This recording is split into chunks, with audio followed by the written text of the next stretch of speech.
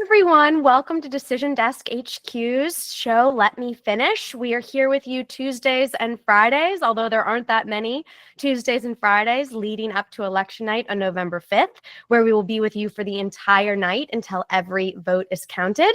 But for now, I have with me, I'm Liberty Vittert, a professor of data science at Washington University in St. Louis. And with me, the esteemed panel, Michael Pruser, an analyst at Decision Desk HQ, and Catherine Swartz, a reporter at Notice. So here is the polling that we have that is of most interest today. So if we look at the national polls, we have an ABC News and Ipsos poll showing Harris at 51, leading Trump by 4, who's at 47. We have a CBS News poll showing Harris leading at 50 to Trump's 49, and a TIPP poll with Harris and Trump both tied at 48. In terms of our swing state polls for the day, we have a USA Today Suffolk poll showing Wisconsin with Trump leading Harris now by 1 point, a switch from what we've seen in the past to Harris's 47. We have an insider advantage poll on 2 states, Pennsylvania, where Trump is leading Harris at 48 to her 47, and Michigan, where Trump is leading at 48 to Harris's 47. So not huge changes in polling, but certainly we have seen a surge for Trump in some of this polling, which of course leads me to the question of, can we really believe this? You know, we had 2016 where the pollsters were wrong, which would have given Trump more of an advantage. 2020 where pollsters were wrong, which should have given Trump more of an advantage.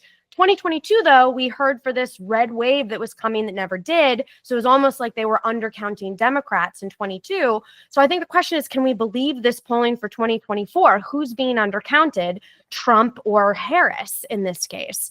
And I think, you know, we have a lot of discussion about the shy Trump voter. I don't know if that exists anymore. And, you know, also we have the question and possibility of the white women sort of young vote coming out for Harris that's being undercounted. Michael, do you have any feeling about which way the polls are leaning? They're leaning one way, and they're probably wrong, right? I mean, they've been wrong now for 4 or 5 cycles in a row. I feel like we're living in a bit of a Groundhog Day type of political environment, right?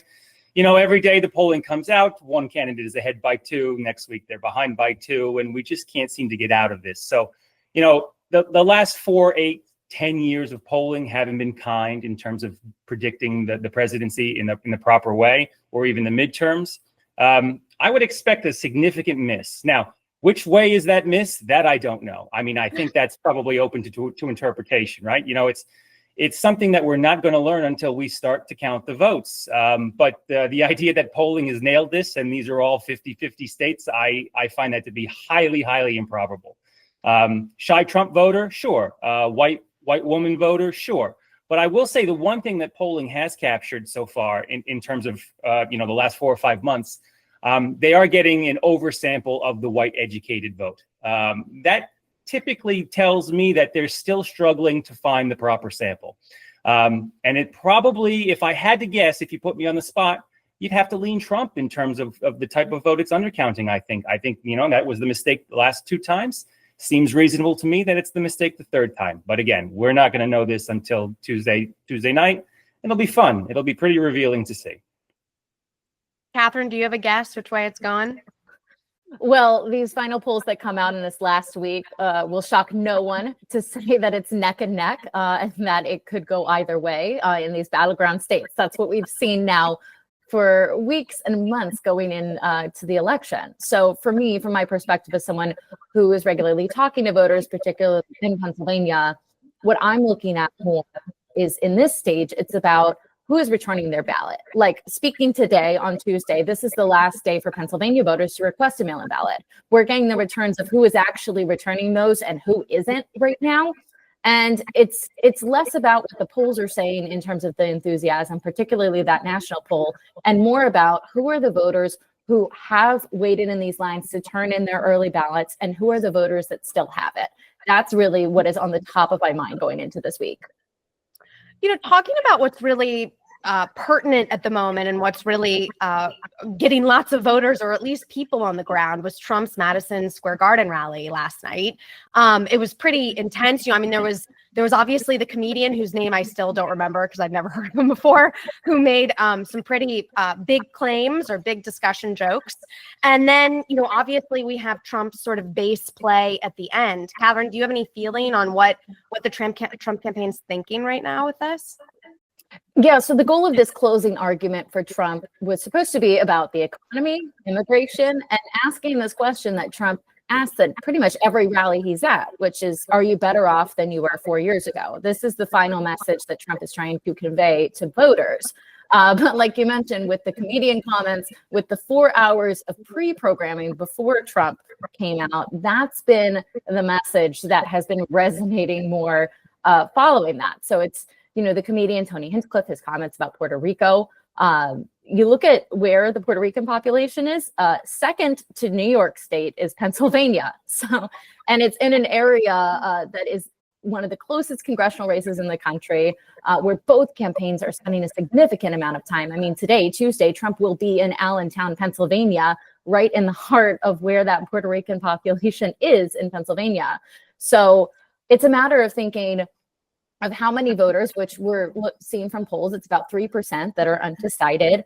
Of those voters that haven't decided, or those voters that haven't turned in their early mail ballots yet, are these comments before Trump speaks going to sway minds? So Democrats are really on the offensive. There was just today in Philadelphia, a press conference, a meeting of local Latino leaders condemning this. We've seen condemnations from Republicans as well, like Rick Scott in Florida. But it's a matter of the staying power in voters' minds, those voters that haven't turned in their ballots yet.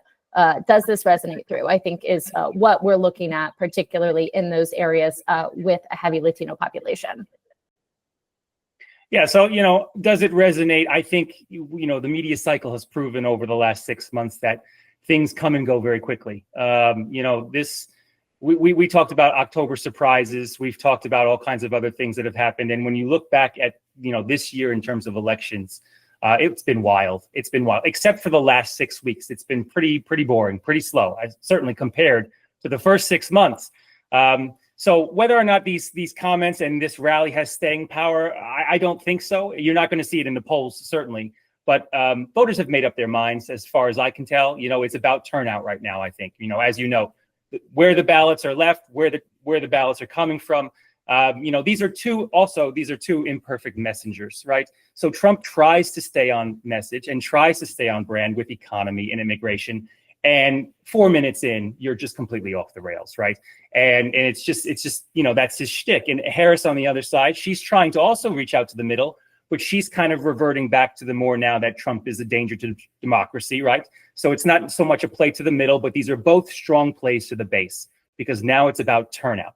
And, from what I can tell in the early votes so far, turnout is pretty strong for Republicans. I think on the show last week, we talked about this. Rural voters are turning out en masse right now for Trump. And, with 50 million votes in, I would argue that the environment is more Republican friendly than it's been in a long time as far as general elections go. North Carolina, Nevada, Arizona, these are states that are typically toss-up states, but for the first time ever, North Carolina and Nevada are going to have Republican electorates in terms of registered voters, turning out higher rates than registered Democrats. So for me, Harris is the one kind of on the defensive right now. She's the one who needs to play to the middle. Trump has a little bit of a buffer in these toss-up states where he can lose independents by a couple of points and still come out okay in most of these states. Pennsylvania is a little less. That's more of a 50-50 state. He really, whoever wins independence in Pennsylvania is likely to win. But in the Sun Belt, in the Bible Belt, Trump has voters. He's got a lot more voters than Democrats do this time. They've made big gains in registrations. So going into this election, in terms of the combinations and the way the electorate looks from the early vote, you'd have to give a slight edge to Donald Trump, I believe. And just to add one more thing on the early vote too, one thing I'm constantly keeping in mind as well, yes, Republicans are making a lot of gains in these returns on early mail voting compared to previous elections, but you also have to factor how many of these are active, regular voters who vote in every election, but traditionally would have voted on election day. And at least what we're seeing of the returns out of Pennsylvania is that the overwhelming number of these early mail-in Republican voters are active, regular voters. So is this a good sign for Republicans? Yes, it means their turnout, early mail voting message is working. But the question on my mind and the question I'm asking people is this really just eating into the day of returns that we would see from people who do vote in person on election day? You know, I think I also have to ask you, Michael, because I know you've been looking at the early vote so carefully. How are Republicans versus Democrats doing in terms of, I mean, obviously Republicans really beefed up their registration.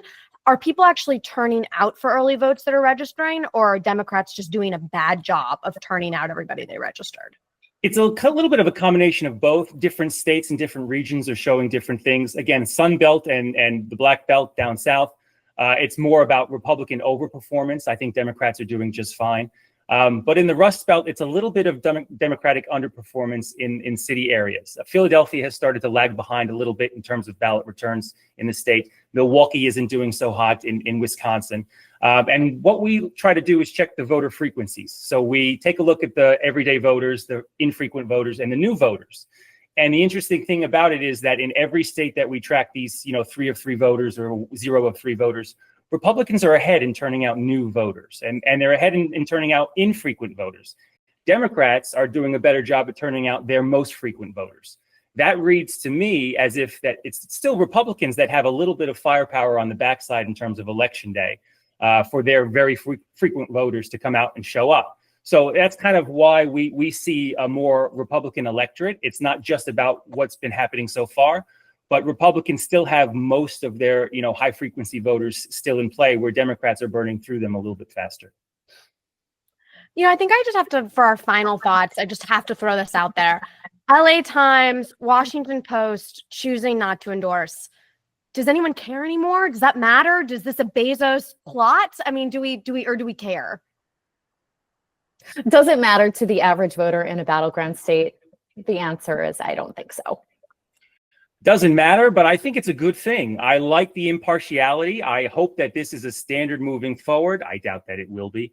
But I think if you're in the news and you're trying to stay objective, I think staying objective is a good thing. And so, I understand that most of these organizations are, they lean left, and that they're they're likely to endorse the Democratic candidate. But if I suppose they're trying to get back a little bit of credibility in objectivity. And so I like the non-endorsement. I think it should be up to the voters to decide, lay out the case in the opinion section, and leave the endorsements off the table. Well, I think that wraps up our final thoughts for today on the second to last episode of Decision Desk HQ's Let Me Finish, leading up to November 5th, election night, where we will be here all night with you, analyzing what's going on, trying to figure out who's going to be the next president of the United States, as well as all of the other down ballot races. We will be with you here until every vote is counted. Again, I'm Liberty Vittert, professor of data science professor of data science at Washington University in St. Louis, Michael Pruser, data analyst at Decision Desk HQ, and Catherine Swartz, reporter at Notice. Thank you all so much for joining us.